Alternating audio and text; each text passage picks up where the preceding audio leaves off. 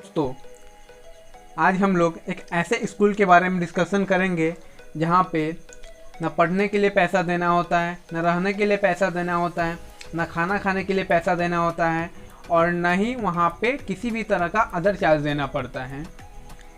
यह स्कूल एक central government का इनिशिएटिव है।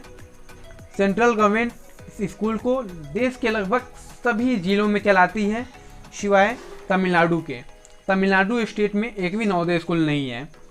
इस स्कूल में अगर आप पढ़ते हैं तो सिर्फ आपको free education, free hostel, free lodging, free fooding के अलावा आपको वहाँ पर फ्री में स्कूल यूनिफॉर्म भी मिलता है, बेड भी मिलता है, बर्तन भी मिलता है और भी सामान आपको मिलते हैं। तो चलिए इसको देखते हैं। और अगर आपको लगता है ये फ्री में है, सरकारी स्कूल की तरह ख़राब होगा, तो ऐसा बिल्कुल भी नहीं है। ये स्कूल अपने ज़िला का टॉप स्कूल में हमेशा से ही रहता है, किसी भी ज़िला में हो। तो आज चलिए देखते हैं कि जवाहर नवोदय विद्यालय का स्कूल कहीं भी बेस्ट क्यों रहता है। तो चलिए इस बारे में देखते हैं हम। सबसे पहले नवोदय स्कूल का जो एजुकेशन फैसिलिटी होता है वो सबसे बेस्ट होता है। अब यहाँ पे एडमिशन लेने के लिए एक कॉमन एंट्रेंस एग्ज़ाम होता है और जिन लोग का भी एडमिशन एग्ज़ाम क्वालिफाई हो जाता है उनका एडमिशन लिया जाता है। यह एक कोएड स्कूल है, मीन्स बॉयज़ और गर्ल्स दोनों का एक ही क्लास में साथ साथ पढ़ाई होता है। इस स्कूल में बेहतरीन बात यह है कि यहाँ पर साइंस, आर्ट्स, कॉमर्स सभी सब्जेक्ट का पढ़ाई होता है और इसके साथ ही यहाँ पे काफ़ी हाई क्वालिटी का स्मार्ट क्लास होता है। किसी किसी स्कूल में नहीं है आजकल, अभी नहीं बन पाई है, लेकिन किसी प्राइवेट कंपनी के साथ टाई अप होकर लगभग आजकल सारे नवोदय स्कूल में बहुत ही हाईटेक स्मार्ट क्लास बनाया जा रहा है। यहाँ की जो लैब होती है वो भी एकदम से वर्ल्ड क्लास लेवल की होती है और जैसा मैंने आपको बताया, बाकी भी सुविधा के साथ साथ यहाँ का लैब भी डिस्ट्रिक्ट में लगभग सबसे नंबर 1 पे होता है। और हर साल स्कूल लेवल से लेकर नेशनल लेवल तक साइंटिफिक टेम्पर को बढ़ाने के लिए वहाँ पे लोगों के लिए साइंस मेला टाइप का एग्जीबिशन लगाया जाता है और वहीं पे सब लोग अपना अपना प्रोजेक्ट बनाकर उसे जिला के डीएम के सामने पेश करते हैं। जवाहर नवोदय स्कूल का लाइब्रेरी बहुत ही यूनिक मॉडल पे बना हुआ है। वहाँ पे बच्चे को पढ़ने के लिए किताब खरीदने की बिल्कुल भी ज़रूरत नहीं पड़ती है। अगर आपका क्लास 6 में एडमिशन होता है तो आपको क्लास 6 का बुक मिलेगा फ्री में। पढ़ने के लिए सारे बुक आपको लाइब्रेरी में अवेलेबल रहेंगे। उसके साथ ही जो बेसिक बुक होंगे यानी कि एनसीईआरटी का बुक आपको 1 साल के लिए मिलेगा पढ़ने के लिए। फिर जैसे ही आप 7th में जाएंगे आपको 6 वाला बुक वापस ले लिया जाएगा और फिर 7th वाला बुक दिया जाएगा। इन सब के अलावा side book, private book, novel और भी अदर बुक्स आपको लाइब्रेरी में अवेलेबल हो जाएंगे, आप वहाँ से इशू करा सकते हैं। अब बात करते हैं हॉस्टल फैसिलिटी की। तो जवाहर नवोदय विद्यालय में हॉस्टल फैसिलिटी लेना कंपलसरी होता है, यानी कि अगर आपको नवोदय स्कूल में पढ़ना है तो हॉस्टल की ऑप्शन नहीं होती है, आपको हॉस्टल फैसिलिटी लेना ही पड़ेगा। उसके साथ ही जो हॉस्टल होता है और इसी तरह का सेम इसी डिज़ाइन में बना होता है नए वाले हॉस्टल में। एक कंक्रीट का वॉल से बाउंड्री बना होता है और कंक्रीट का ही बेड होता है। इसी तरह का हॉल में हॉस्टल मिलता है, आपको कोई सेपरेट रूम नहीं मिलेगा, इसी तरह हॉल होगा। और अगर आप नाइट में पढ़ना चाहते हैं तो उसके लिए आप लाइब्रेरी या फिर एकेडमिक बिल्डिंग में जाकर पढ़ाई कर सकते हैं।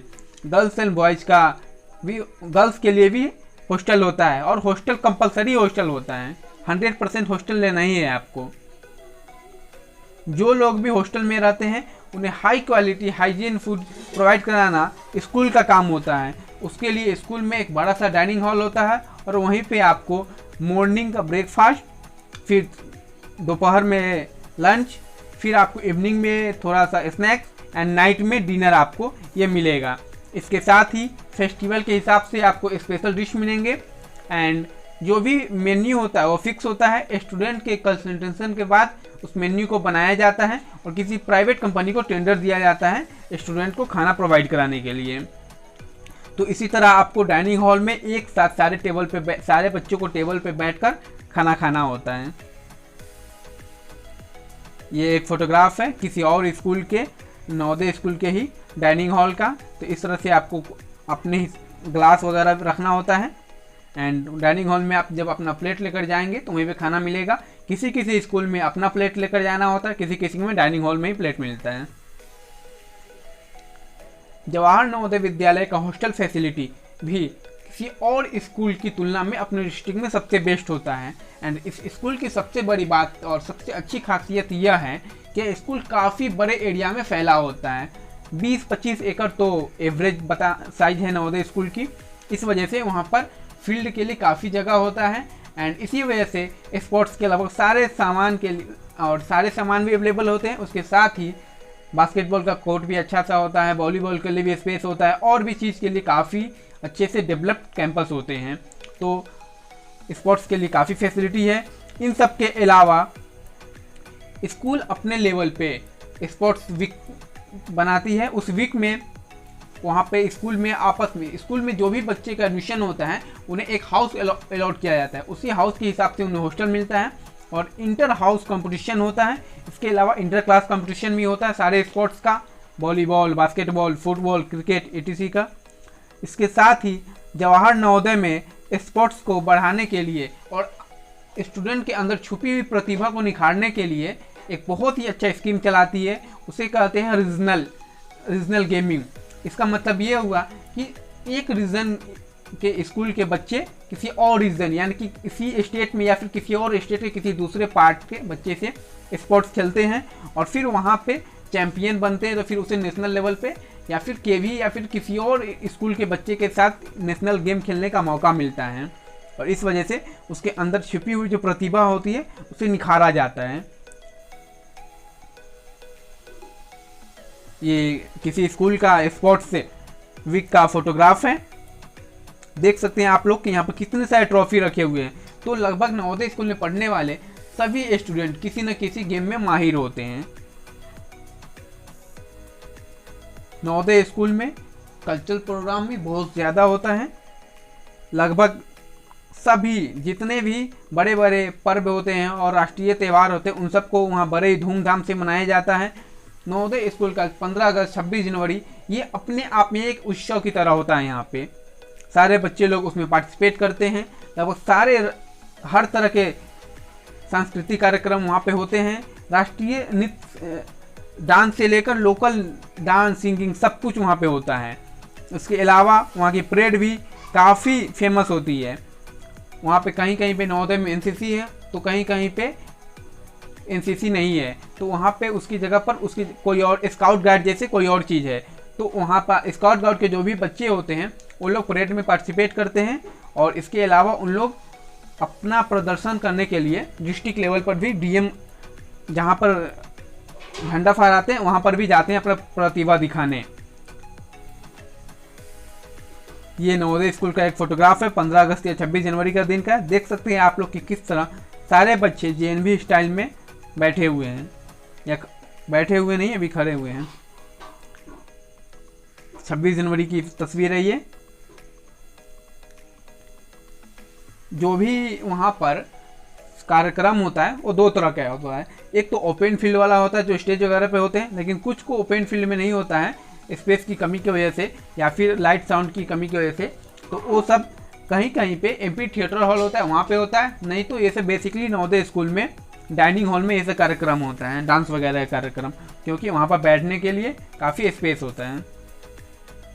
अब बात करते हैं नवोदय स्कूल की इंफ्रास्ट्रक्चर की। ऐसा क्या है नवोदय स्कूल में जो लोग बोलते हैं कि नवोदय स्कूल काफ़ी बढ़िया है। तो ये सबसे पहले तो हम गेट से स्टार्ट करते हैं तो और बाउंड्री की बात करते हैं। तो नवोदय स्कूल का जो कैंपस होता है एक काफ़ी हाई वॉल्ट से चारों तरफ से बंधा होता है, जिसकी वजह से वहाँ पर बच्चों की सिक्योरिटी हो पाती है। इसी तरह का मेन गेट होता है और मेन गेट पे 24/7 2 गार्ड्स हमेशा अवेलेबल होते हैं। उनका काम होता है अंदर से जाने वाले और बाहर से आने वाले लोगों का डायरी मेंटेन करना और बच्चों की सिक्योरिटी करना कि कोई बच्चा बिना परमिशन के इधर उधर तो नहीं जा रहा है। एकेडमिक ब्लॉक नवोदय स्कूल में अगर स्कूल ही न हो तो फिर नवोदय किसी काम का नहीं, इसीलिए वहाँ का जो एकेडमिक ब्लॉक होता है वो भी काफ़ी शानदार होता है। एकेडमिक ब्लॉक यानी कि स्कूल बिल्डिंग, यहाँ पे लगभग सारे गेम्स के सामान एकेडमिक ब्लॉक में भी अवेलेबल होते हैं। काफ़ी बड़ी बड़ी लैब्स होती है, लाइब्रेरी अवेलेबल होती है, सारे टीचर्स के अलग अलग अपना अपना प्राइवेट केबिन मिला होता है। लैब, वहाँ पे लैब भी नवोदय का मैंने आपको पहले ही बता रखा है कि काफ़ी हाई क्वालिटी का लैब होता है। लगभग सारे केमिकल्स एंड जरूरी सामान वहाँ अवेलेबल ही होते हैं। ये किसी नवोदय स्कूल धौलपुर राजस्थान का कैंपस है।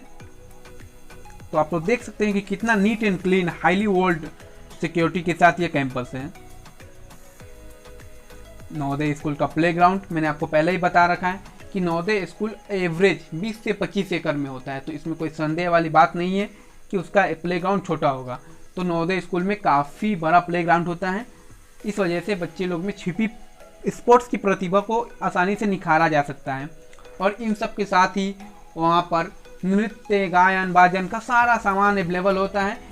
तो अगर कोई बच्चे को म्यूज़िक में इंटरेस्ट है या फिर किसी का कंप्यूटर में इंटरेस्ट है, तो उस सब्जेक्ट से जो रिलेटेड टीचर होते हैं उसे विशेष ध्यान देते हैं कि इस बच्चे का इस फील्ड में कुछ अच्छे नाम कमाए जा सके या फिर रीजनल कंपटीशन वगैरह में टॉप करके हमारे लिए स्कूल के लिए मेडल लेते हैं। तो इन सब पर टीचर भी काफ़ी पर्सनली ध्यान देते हैं। इसी वजह से, इन सब बातों की वजह से नवोदय स्कूल कहीं भी हो देश में, लेकिन अपने जिला का हमेशा टॉपर ही स्कूल होते हैं। और यही विशेषता है कि अगर आप देश के कहीं भी किसी भी ब्रांच में जाए, किसी भी बड़े सेक्टर में जाए, वहाँ पर आपको हिंदुस्तान के किसी न किसी नवोदय स्कूल का कुछ न कुछ छात्र मिल जाएगा। तो ये है नवोदय स्कूल की विशेषता। अगर आपको हमारी ये वीडियो अच्छी लगी तो कृपया इस चैनल को लाइक एंड सब्सक्राइब कर दें। Thank you.